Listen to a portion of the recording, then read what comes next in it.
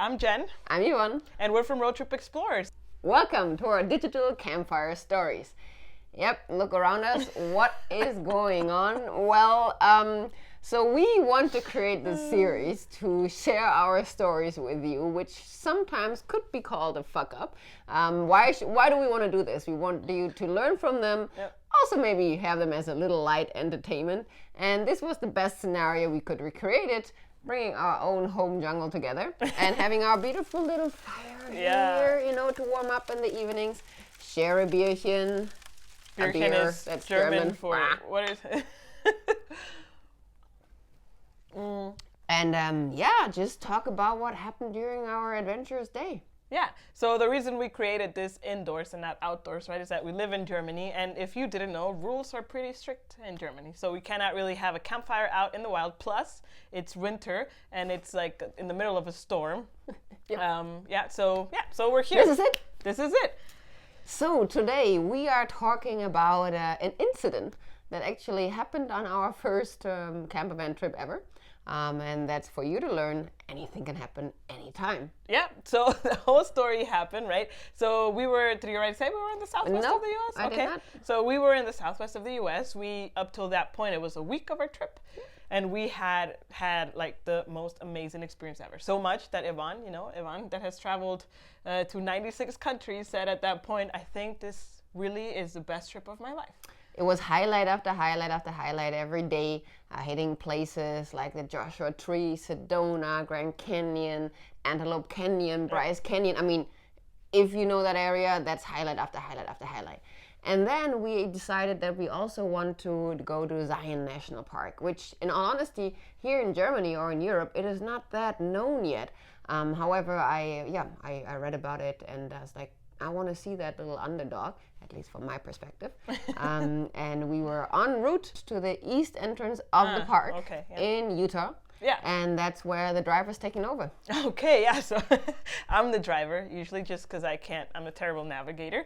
So I'm usually the driver. So here we are, right, in the middle of nowhere in Utah. And of course, there's no reception at this point.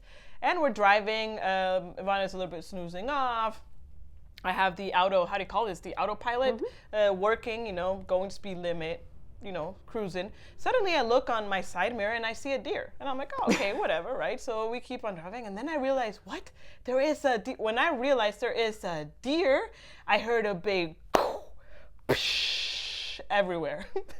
I was honestly expecting like blood to be like splatter over like the windscreen. And I was like driving. Yvonne looks back, looks at me and it's like, Jen, do you want to stop the car for a second? I'm like, yep. Stop in the car, put my little blinker. I stop the car, I pull over.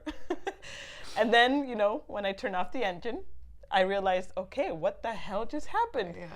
I like I said, I honestly thought I had killed a deer somehow. I don't know why it was running next to me. It was a little shock moment. Like she kept driving and I was like, mind stopping? Yeah. It was a shock moment. We exited the car and there's this beautiful picture that we took actually of her like, we'll put it here somewhere. Shock moment, better said. And what was that sound and what actually happened?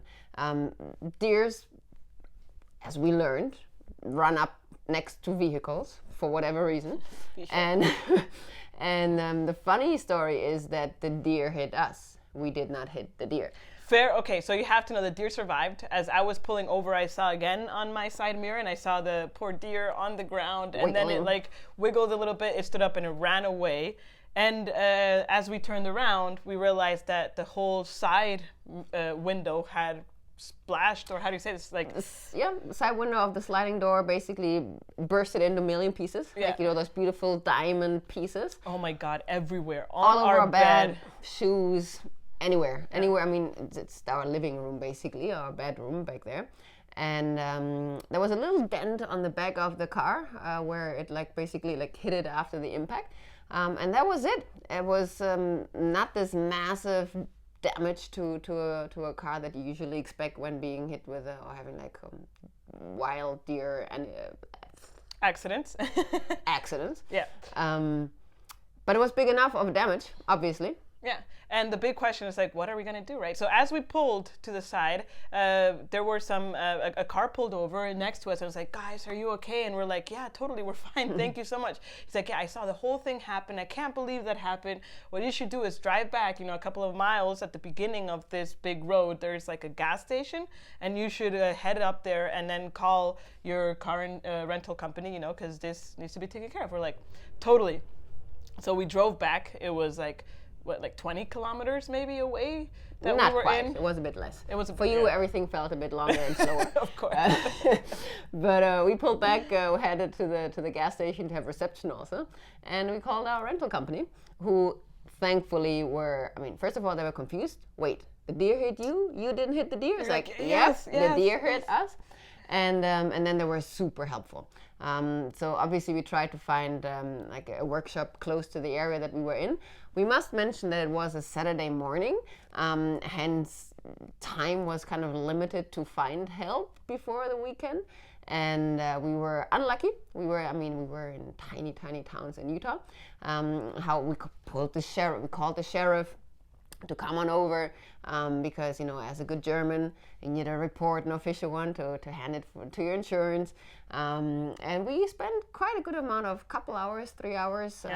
We found a super friendly guy of the gas station to give us tape and a plastic bag to like tape the window, just for the time being. And then we got this relieving call from one of the amazing employees of Lost Campers, where we rented the van, who told us, girls, how long does it take you to get to Las Vegas? And I'm like, Google Maps is telling me 3 hours. She's like, okay, go now. We're like, okay. Because if we made it to Las Vegas before 6, we had the chance to get the window fixed that same night, which was like our number one priority, because all of our belongings are in there. Where would we sleep? How would we keep our stuff safe?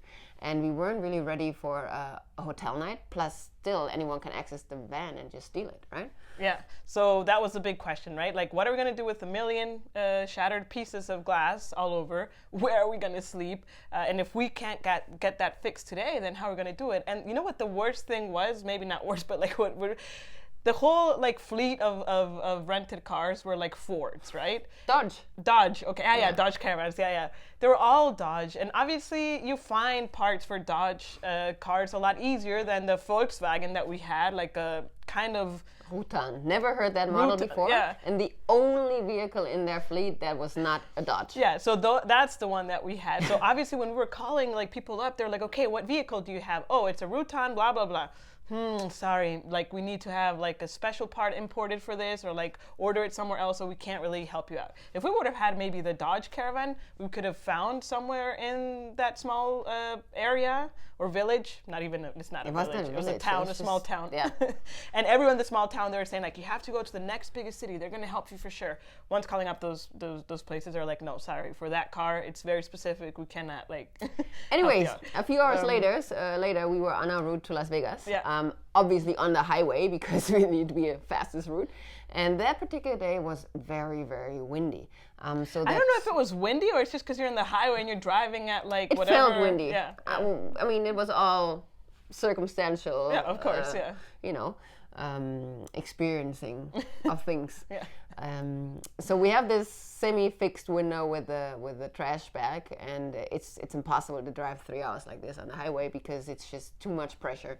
And so we stop at the next Walmart shopping area. Yeah. We actually also found there the vacuum area, so we vacuumed the entire all the glass. Yeah, all the coins that we had. I think we had like maybe like $8 in coins or whatever, and I think you put a certain amount of quarters and you get only like a minute or two to vacuum, and we were there like 20 minutes vacuuming because like shattered glass everywhere. So much that I had to actually throw my hiking boots after that because there were so many tiny pieces. Yeah. They were old as well, right? But there were so many tiny pieces in it that, like it wasn't worth like what if also I put my foot in there and I get cut? That's not cool. And then we bought an extra roll of duct tape and literally duct taped the entire window. So it looks kind of like a prisoner's window. We'll put a picture somewhere here so you can see and laugh as well. And then we kept driving, and bless her heart, the beautiful lady on the phone, like she kept in touch with us via text message, always keeping up. Where are you guys? Like, how is it going? and then when we were close to Las Vegas, it's like, all right, I'll inform them that you'll be there in 10 minutes, and really like cheered us on to make it. So that was a great feeling, you know, a really amazing support. And then we made it to Las Vegas, and I don't know what I expected, but I expected some sort of workshop, you know, some sort of... Again, this is the German, right? Like, you know, obviously, as a good German, you expect a very proper workshop, you know, where they take your vehicle, you know? No, wasn't like that at all. So we pulled up. For me, I mean, I lived in the US before for over a year, and you have like these outdoor malls there, meaning that... Are they called strip malls? I don't know what they're called. Okay. But it's basically an outdoor mall, kind of like an outlet center where you have like shop after shop after shop, but with just a lot smaller shops behind it, like these, you know, like 20 square meter shops. And we just looked for the sign. And it was one of these tiny little rooms that had the workshop obviously behind it. And we walk in, and they're expecting us, and we're like totally like, okay, we're 10 minutes before we should have been there.